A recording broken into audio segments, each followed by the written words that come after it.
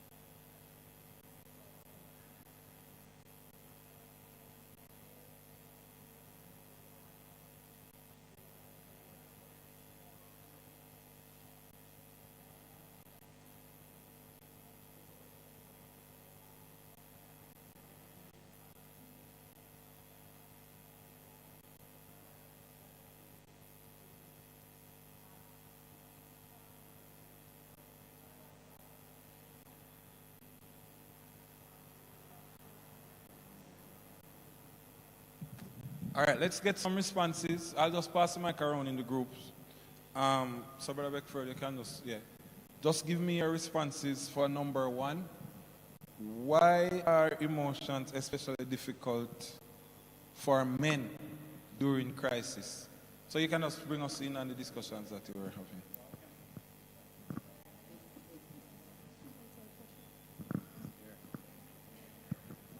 All right, so we had a health discussion on this side, and we learned that it is one, societal pressure. It is fear of failing those who are dependent on you. Your children, your spouses, your parents, you don't want to disappoint them. So because of that, even though you are dying on the inside, you don't show the emotion because you don't want to become a disappointment to those, to those who you love. All right, the next group. It was just one group discussion.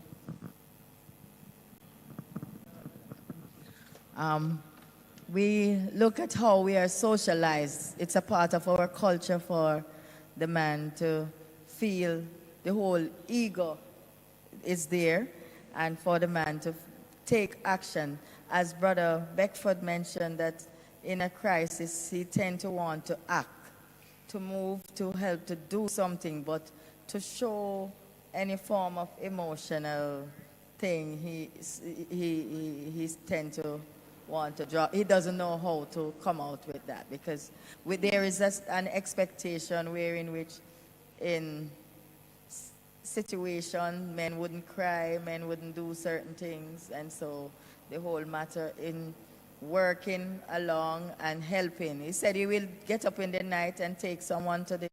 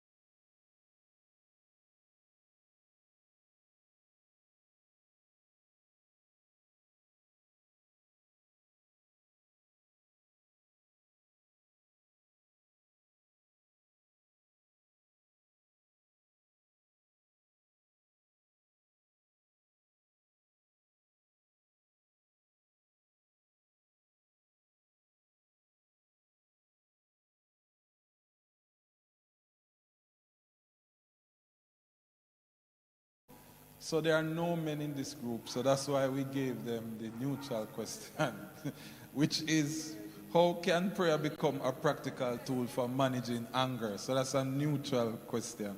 So go ahead.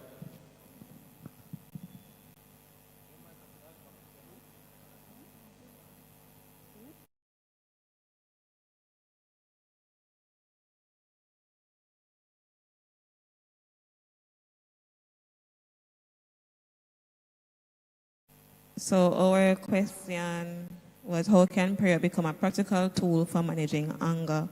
And so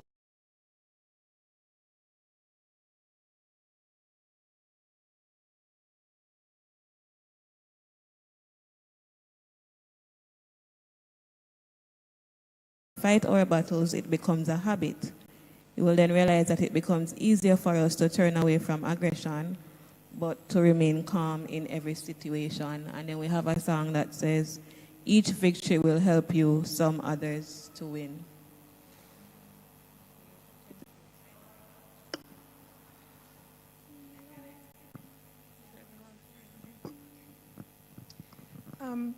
I am also thinking, and it's part of this too, when we develop a prayer life, when we are tempted to do something because it has become an habit.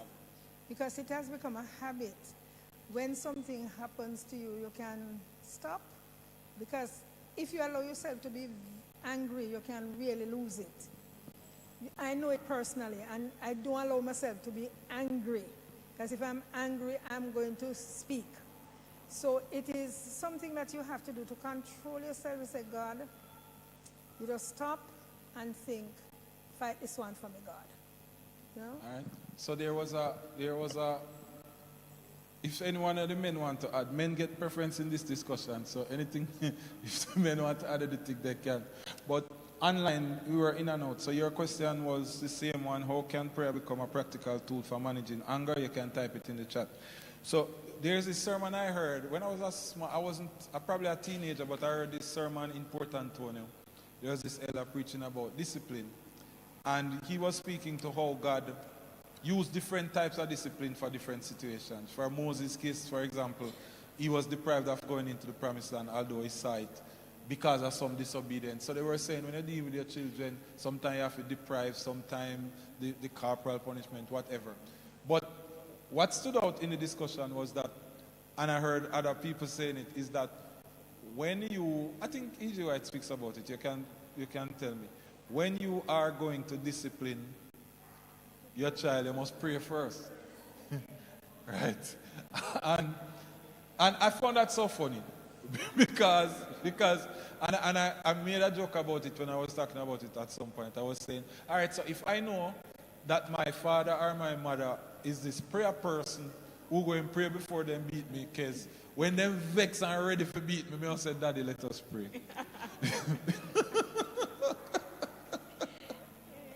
And when me don't pray. But the point is, we have to develop a habitual prayer life. Which means that it's not just for emotions now, you know. Every single thing that going up, you pray first.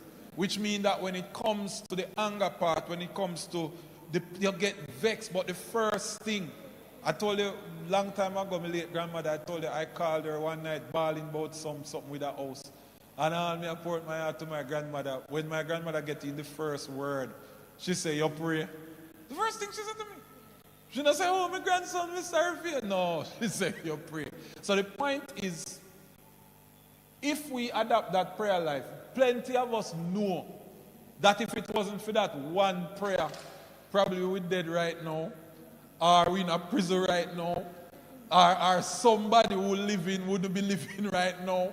If it wasn't for that one prayer, you know, it's like the moment come and you say, oh God, and it just.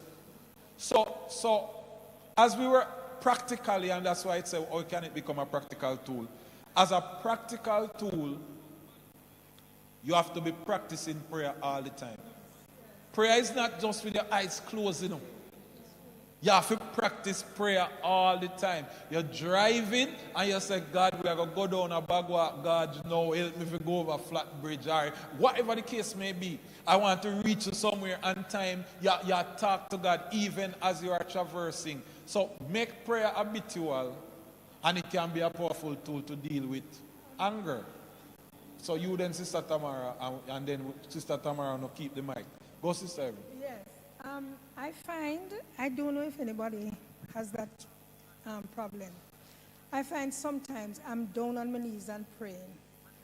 And, you know, I'm concentrating in my prayer. I am concentrating in my prayer. And then I realize that I'm thinking about what I'm going to do. You mind upon some other things that I pray. I realize that so prayer is, I have to literally come back. It's like a struggle. And then you have to ask God to keep your mind fixed. Sometimes me have to say, God, clear me, I don't want to think about nothing. No, I'm like, it's true. Exactly like I just tell you. Me have to say, God, me don't want to think about nothing because me I try pray. But you're thinking about something else, your mind. Okay. Yes, Sister Tamara. As it relates to the topic of anger, I remember a couple of years ago, a woman in Ocho, a bigger woman for me, pull a knife on me. And the most, the most I could do was just sit down on the road and I say, God, at this may come to. Because my natural reaction would have been to knock her down. But me have to call out to God the day if he restrain me. I say, God, at this may come to now. You know, but I have learned through the years to be instant in prayer, and it always worked. I remember one time I was at work overseas, and I was taking care of this patient, and the manager for the home was a real dragon. Somebody were awful. And the lady fell off the bed, and her forehead just tore off like that. And the most I could do was to drop on my knee and say, Jesus, if there is ever a time that I need you, it is now. And the character of that woman was so horrible, the manager. When I saw the lady, because of the prayer, she said, Tamara, don't worry about it. I could not, until today, it really baffles me to see that the Spirit of God is so instant in working for us when we call on him in every emergency. So even yesterday, I was looking for my papers to have the vehicle passed for examiner, and I couldn't find the documents. I said, Jesus, you have to do something for me now. And as soon as I went in the girl's room, the first set of documents I put my hands on was the papers. So God, we must pray in every instance.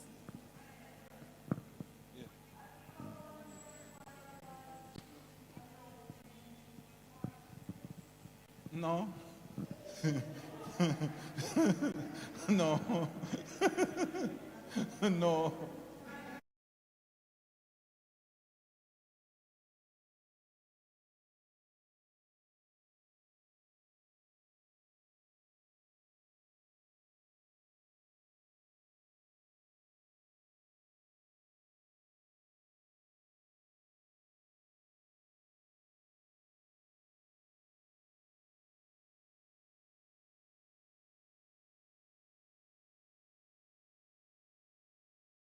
Brain, it starts with E.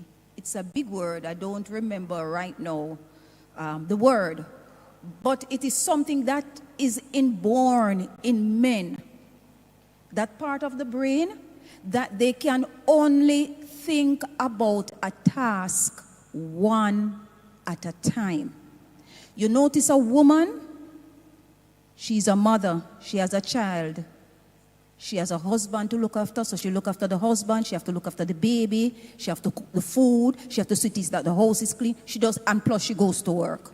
She does all of that in one. Ask a man, leave a man at home. Go overseas, the woman go overseas for a week.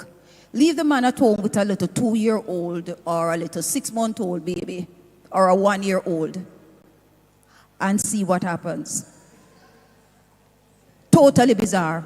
Gone mad. You better come home now. Not even an hour. It's just because of that section of the brain that is a part of a man. Naturally, they cannot multitask so easily. So women who have men and tower, uno can't even do this, uno can't even do. No, that is how they are made up. So we have to appreciate that. They can't multitask very well. But a woman can. So God places that in a woman. That's the reason why she's able to do multitask better than a man. I hear you.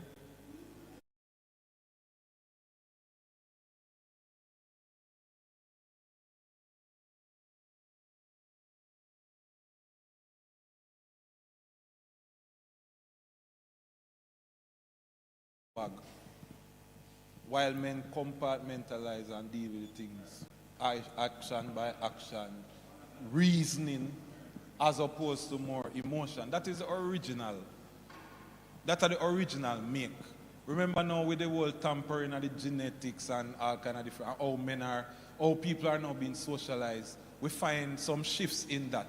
But the general thing is that women, as we said before, based on how they were wired to do all this stuff, have everything and seem to be doing everything one time. Men want to break it down and go task by task, reason it out, move on.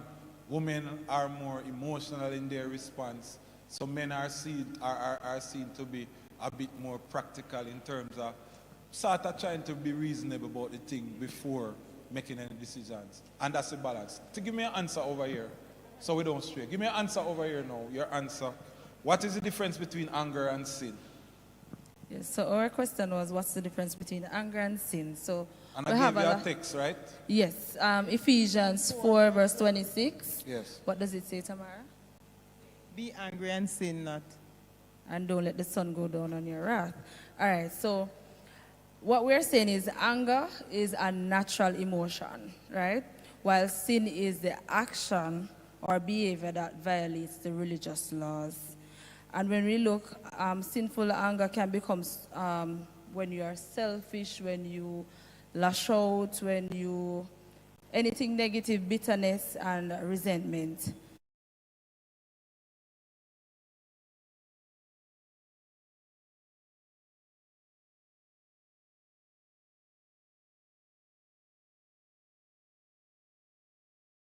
Give you an explanation. When you asked the question and we came together, that was what Tamara said. And when I went on Google and saw it, I was like, Tamara, you looked at Google before you came, and she said, no. Practically, she said the exact wording as what Google said. So we just use Google. Use Google. All right. So again,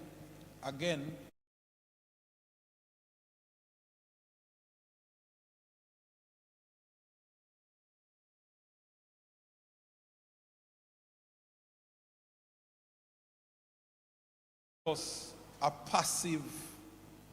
It can be passive when you know you are supposed.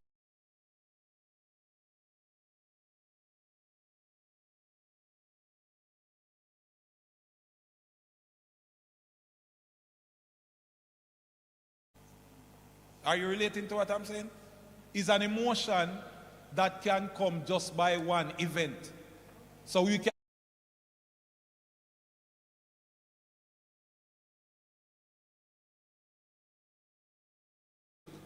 get angry. But you're not sin yet. Because you do nothing yet. You're angry. It's an emotion it's an intense feeling of what the word am I look for? Give me the word. Of disgust. And you just feel very strong, raging hot. Well, I know.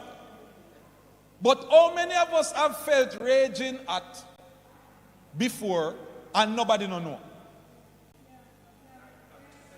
Watch, listen, so we're practically looking at it, you know. How much of us, you're mad right now?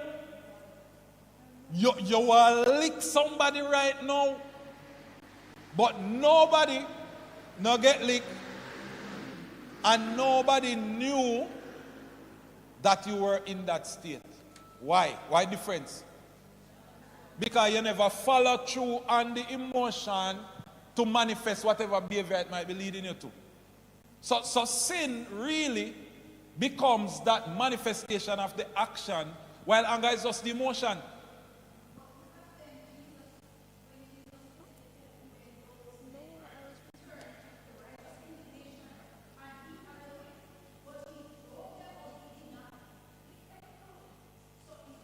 So the Bible says he was tempted in all points without sin. Right? Yeah. And I'm saying, well, if he upset, he angry. So let's not try to semanticize it. Because him say, we don't turn the church in our business place. So fine. So the point we are driving at is, because we at least want to get to one more or the other point, is that you can get angry. Sometimes you get angry and you don't even know. You weren't, that's coming to your sister, you weren't planning to. You want emotion, I want feeling. You don't sin until you manifest that into either an action or bad thoughts. Yes, because if you're angry now at somebody and you say, I wish them could have just one car just run them over, you're sinning in your mind now. Yes. So even now, when you're angry now, you have to go up and say, God, me no want to think what my mind telling me to think. Control my mind. And you walk where, you drive where, you whatever the case may be, in order to preserve. In order to do what? Preserve your mind, that purity where God wants from you. Because anger is an emotion that inevitably leads you to do something that you will regret. They no more sick, man. Hold on, Sister Joan. Yes, I was saying that anger is a natural emotion, but it's the management of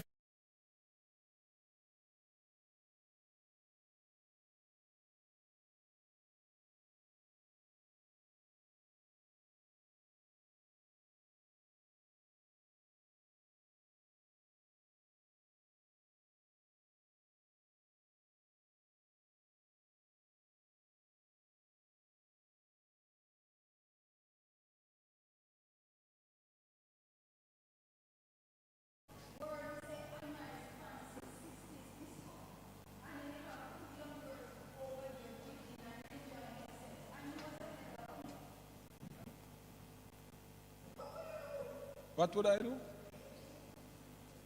I don't know if I get angry. Would I deal with it? But put it this way. Long time ago, there were some things that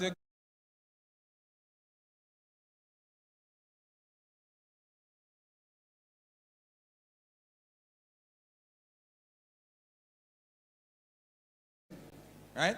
I can remember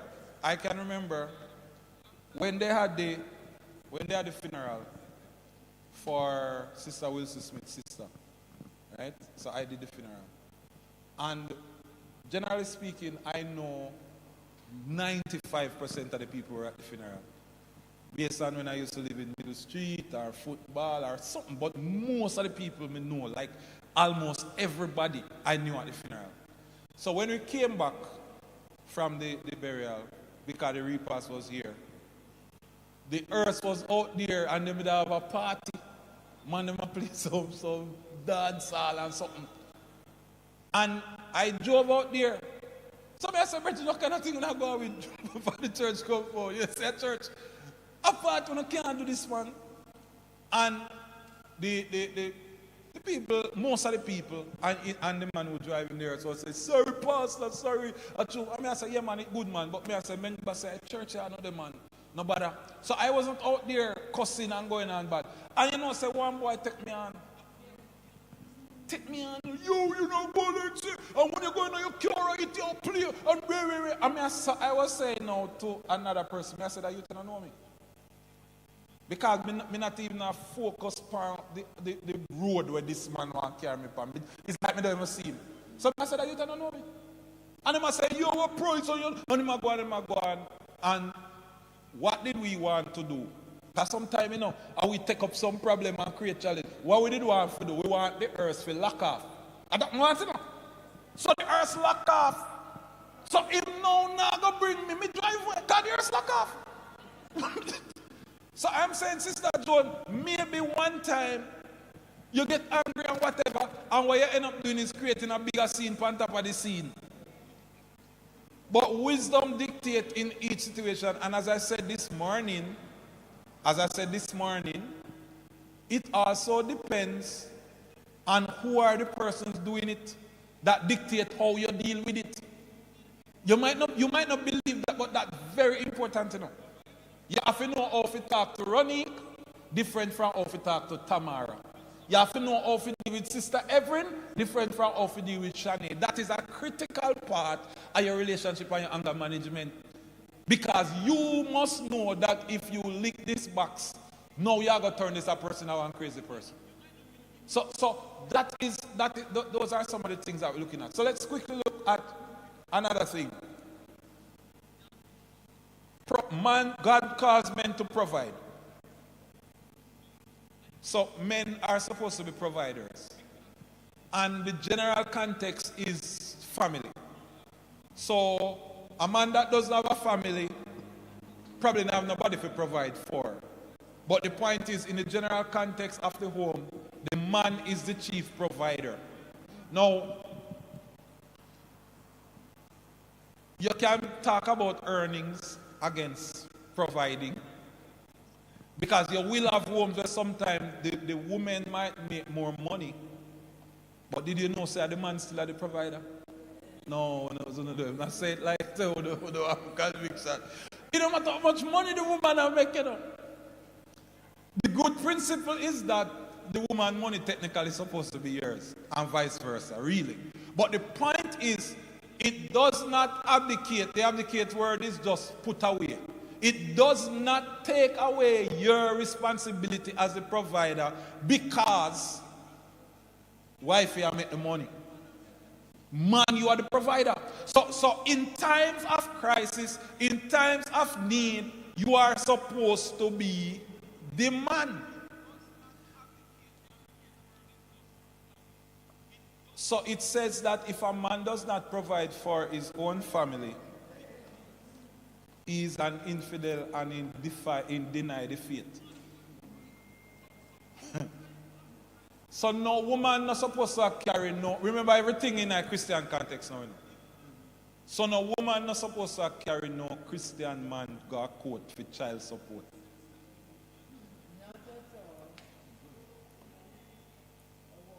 For child support. And I mean under normal circumstances. Because some people end up in a court when they don't deserve to reach a court. Depending upon the woman. And that's why I must be careful who you want to have children with. Is that serious something, you know? There's some of them something that curse. So I am saying that when you bring children into the world by God's grace, you have now taken on the responsibility to make sure that somebody else is okay even before yourself. There's no child that came and said, "Me want born," you know. Just try to remember that, you know. And in the pleasure of, whether pleasure or pain, we did something for them to reach here. And they are our responsibility as long as they are here. So men must be providers. It says that upon fathers, this is Adventist Home, page 212, rests the responsibility of making the home happy and supplying the needs of the family. And I stick a point here to show it out to you. What are the needs of the family? May I got to tell me? Tell me the needs. You might all give me Maslow, but apart from shelter, base, food, or whatever. But let me not pre-up the question. What are the needs of the family? Security, what else?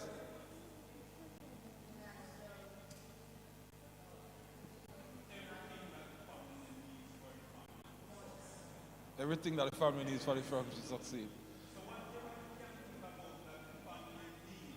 Hey, make we hear that through the mic, right?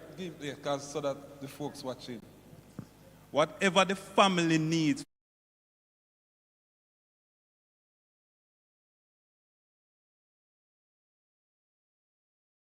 Right? That is it. All right? Someone's over there. What you say over this side? You okay? What you say over that side? Oh. I was going to say the man is supposed to be the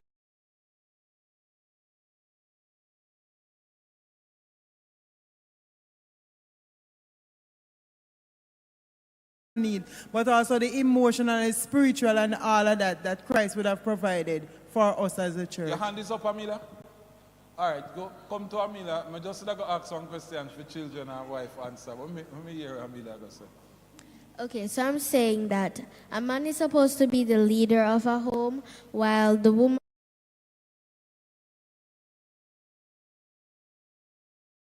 who can take care of the children, get them dressed and stuff like that. And I'm not saying the men should not participate in the children's life. They should, but the men should be more like the head part of a train. All right.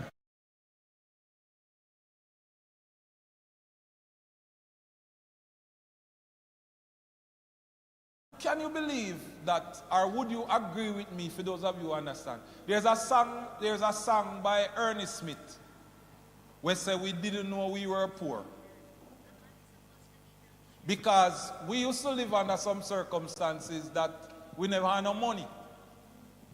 But we were so happy. Just understand what I say. I am putting it out there that financial support is not the primary need of a family. That's where I'm really going, you know. Because sometimes when the money not dead, when the light cut off, somehow we never have no water. Are you with me? But when we think about life, life just is nice. But this is what I want to put in your mind now. For a child or a spouse, or you can remember when you're a child, depending upon those who live with your father. What is your experience when sometimes the father not at home, father, husband, uncle, whatever, and then now just the fact say you know say in coming at the house? No, I'm asking a question. I am speaking about needs, you know. That's some of the needs, you know. Just comfort and assurance in knowing that the presence of the man is there.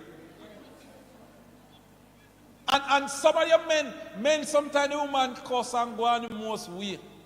Like them no need you. And them are dead when you're not dead.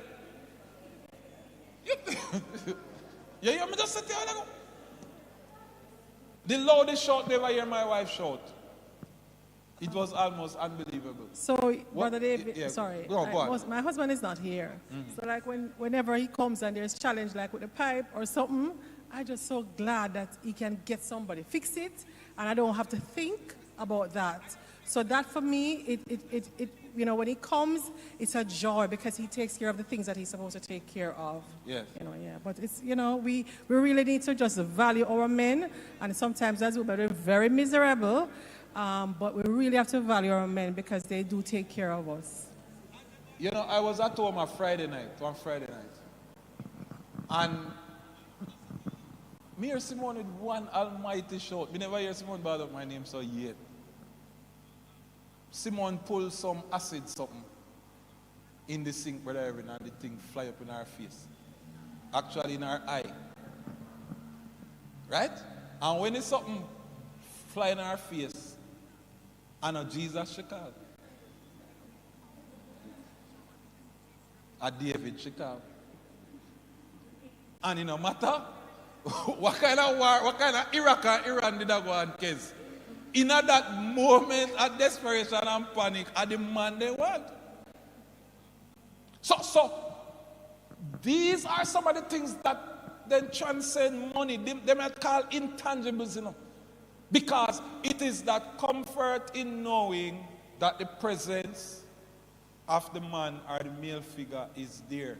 That's why last week I spoke about the emotions in terms of even your children. You can come in and you're vexed. There's always this analogy about a tree, so you must have a tree or something in your yard where before you go in, you left the, wherever you come with the baggage, left you out there, so not going to your house with it. Because when you're coming in upset and stressed out, and your little daughter, I don't know if sons do it, I don't know son, but your little daughter run come, Daddy! You have to change your face. If you're vexed, you can't still have one long face. She going to stop come. And you're going to sit down and I wonder, what makes you stop come to me? Because you make she feel as if she not come to you. So in controlling your emotion, again, as we said before, there are times when you have to know if you have to switch and be in the moment so that you can be appreciated. Me don't know about no father. It's a great feeling for me to know, say, when me come home, people glad say me come home. Me don't know about no father and no other man. That for me, and maybe that is something where men might maybe don't want to talk about. That make me feel good. Imagine a guy in your yard that you come like say nobody don't want you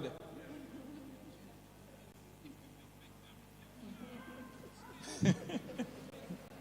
Yes, Brother David. Yes. As children, when we were growing up, whenever our father enters the yard, from he reaches by the gate, there was that extra air. It's like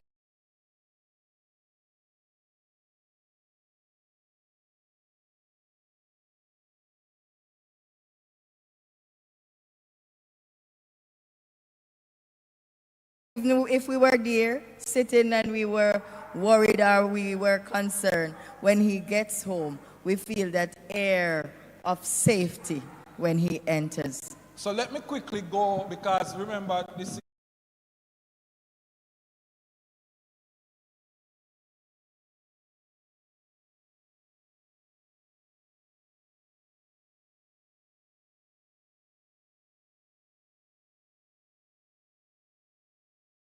faster that sort of atmosphere. Sometimes you know one thing come on. Because we're talking all in the perfect, you know. Not all of us been there. Many of us have been on the opposite side. Where the man in the house just make the house so miserable that you don't want him to do. And if you know saying that you don't want to there, you want to sleep before you reach or whatever the case may be, those also are realities that people encounter, and that is what God does not want for a father. Under the protection, it says in Adventist home that the husband should be a house band. You know, you saw that word? You saw that word? What do you think that means? A house band. What are you supposed to do? So woman cannot cuss a man in their cuss to kiss. And I told me make a covenant when me married.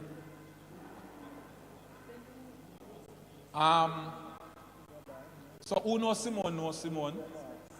Who knows Simone? Know Simone. And who know me prior to Simone? Know me prior to Simone. So I tell Simone, I say, Simone, you know face the other me, you know. That's how I'm sure you can't face the other me. But I realize that face the and face the never did that go work. So I have to drop face the. Somebody have to. No, yeah, that doesn't point. If we're going to survive, if we're going to coexist, if we're going to live, some things as the man, you have to put it down. Yeah, we're in a house at Tracy, man. That is what we're talking about, you know. And she says it to me, it's the same thing where you say, Melissa. She says it to me, especially with Emily.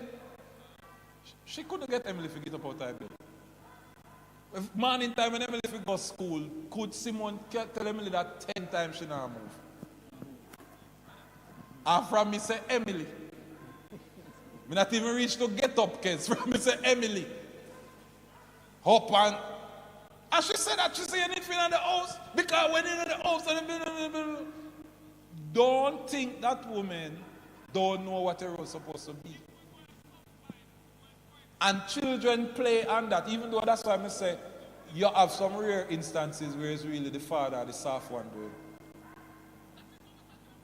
So you have some. So financial instability, do you think that affects family spirituality? Oh, quickly, because we have about 5 minutes. Or financial instability, meaning you don't have no money, things are always hand to mouth. Some things you pay, can't pay for, you need things at the house, you can't get it. Everything just seen out of work with the finances. How does that affect spirituality? Where the mic? Let me hear you. Every home need the financial stability, yeah.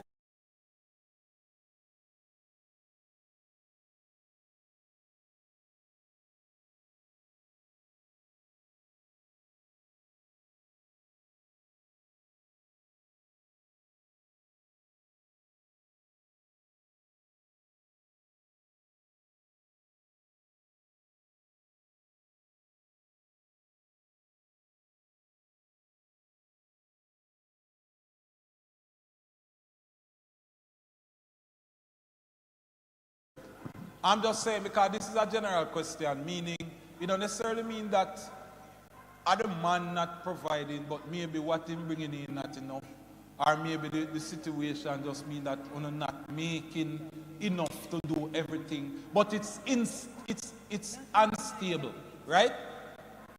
Does that have an effect on the family's spirituality? That may I ask. If yes, how? And go ahead.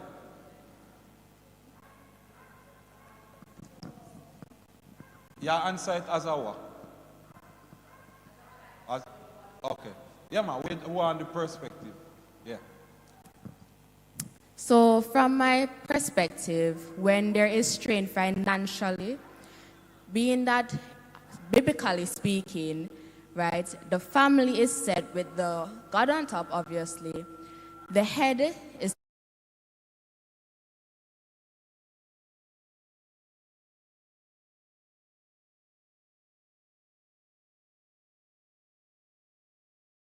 supports the house, but now in modern times it's both. You see, when you're financially strained, you're not going to be thinking as much for God, because you're going to be like, oh, am I going to get this from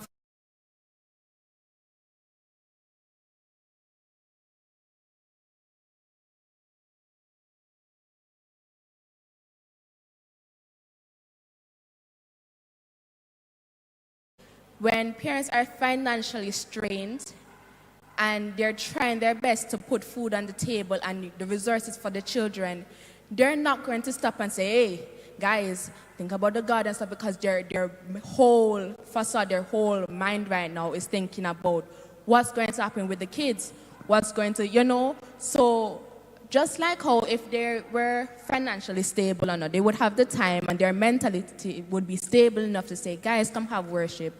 Guys, let's do such and such. But you see, when you're strained, not only financially, but overall, when you're strained as parents, your mind won't be on Christ. Your mind would be on the things that you need for your children. So that's how I think that it will strain your spiritual life. All right, so one.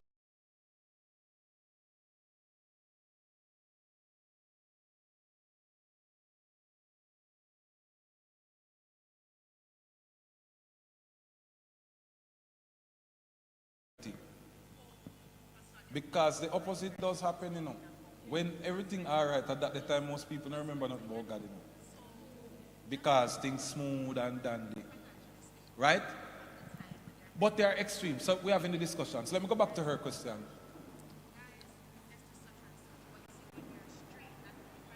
If your spirituality is impacted, it is a natural reaction. But God doesn't want a natural reaction from us. You're getting that what I just said a while ago? When you're under pressure, your natural reaction is to try to correct it yourself. But God does not want a natural reaction from us. Because your natural reaction is a sinful reaction, because we nature are sin. When you're unstable financially, you start worry. Where God said about worry? What God said about worry? He said, don't worry. I want to forget what I'm saying now. It is the best time to go to God when everything seems to be out of whack. Because guess what the biggest thing? You don't even know where the first money is going to come from. But God knows. And you are stressing and killing out yourself, go to God. Then, as a family, it is important for us to understand some things. Who can relate, can relate.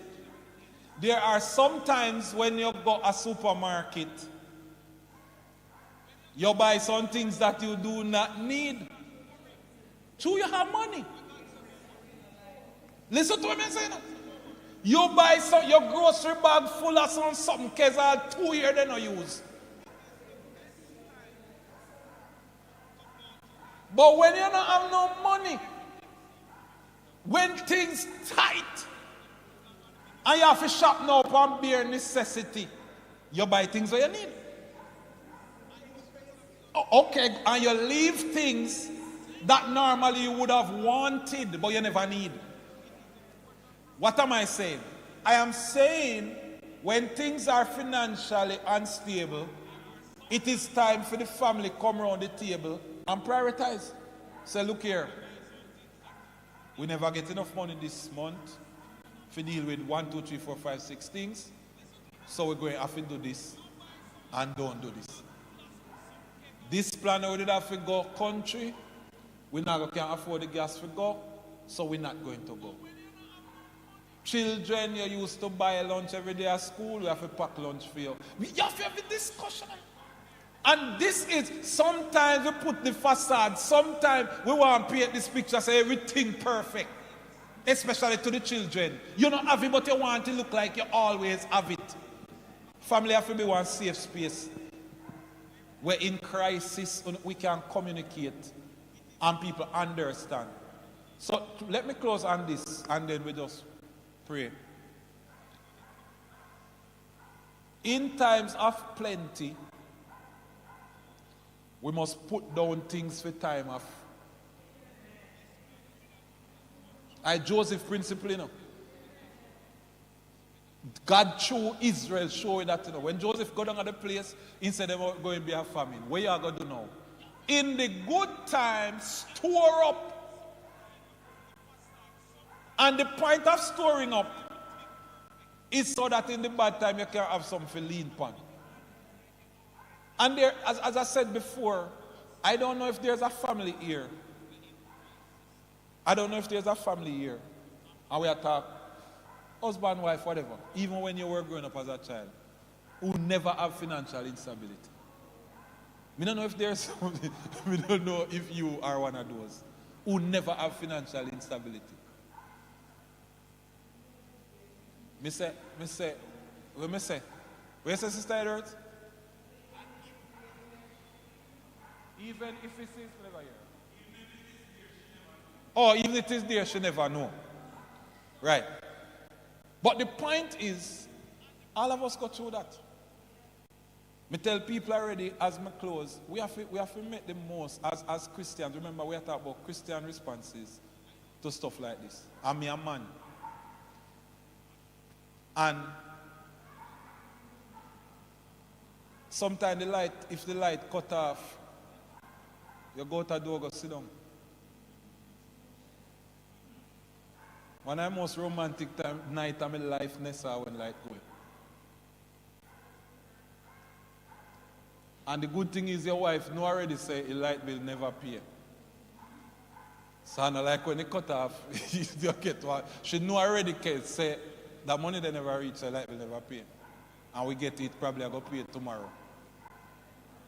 And the two of go sit down. Well, me know what me do, me go sit down. And we look up in the sky. My thing is we have to deal with these challenges as a family. Man, you're in charge, but we must have the discussion. We must bring the family to the table. As Sister Edwards said, some things children might not know, but what they need to know, you must make them know.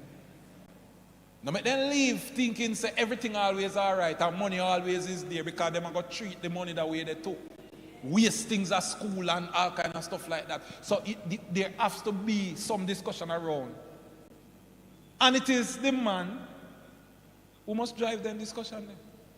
Manage the house. Yes, Sister Melissa, you have a final say. Yes, so I was saying that sometimes I think God allows some things to happen for the family to get closer. For the family to be closer together. Because I remember when I was living in St. Mary, before I even connect my light, it was three of us, me and my husband and my son. And we were outside in the nights, and we were just looking at the stars, doing some little things. Very close, because there was no light there as yet.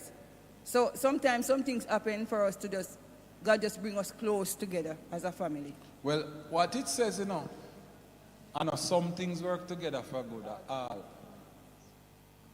What as women, because we're closing, it is important that you are a good support for the man in your life. So notice now, I'm not talking about, it probably is not your husband or your father, but the man in your somewhere. Women or female have to be a good support for the male, else the house will go crash. We have to be good support. And that is the thing about the female. You seem to have this gift of the understanding and so on. But sometimes we don't exercise it with the closest men them to it. We have understanding for every other situation and the youth them. The man wants somebody understanding where I give it, you know. That love, nurture, this, that, yeah. Because the only way these things work is if we have a team. And so I got Sister Evelyn, and Nessa, and Navleen, and Sister Shaveen. And this time not to do whether you're separated or you're together. The fact of the matter is the only way these things work out is if you are a team. If we now work together, big ship sailing on the ocean. All right? We're going to stand after Amelia talk. Okay, it's just the same thing like Auntie Melissa said. When I was gone in Three Hills due to Hurricane Melissa, when I was gone in Three Hills, me and Mommy were just living, and at the time we had some bulbs where, like, they charge electrically, like they're charged automatically without light being in the house. So the lights were on, and Mommy turned off the lights and was ready to go to bed. And before Mommy went to bed, I was like, Mommy, let us find something to do. And she's like, okay, what do you want to do? So I turn off the lights, as Mommy did already. Turn off the lights, and I get a flashlight, and I shine the flashlight on the big empty wall in front of the bed and make an action with my hands. And I say, Mommy, guess what this is? And we played, and then we did normal charades, and we were just enjoying ourselves. So as Auntie Melissa said, sometimes God does certain things that makes people join together as one and come together more like a family. All right. So we're standing. The bottom line is your home should be a happy place. If nowhere else don't bring you comfort, you must get that out of your yard. And man, although there are only one Mauritius coming, 1, 2, 3, 4, 5. 5 big men and about 4 little men. So the little men who must know this. The man's responsibility is to make the house happy. You are the first provider of that need.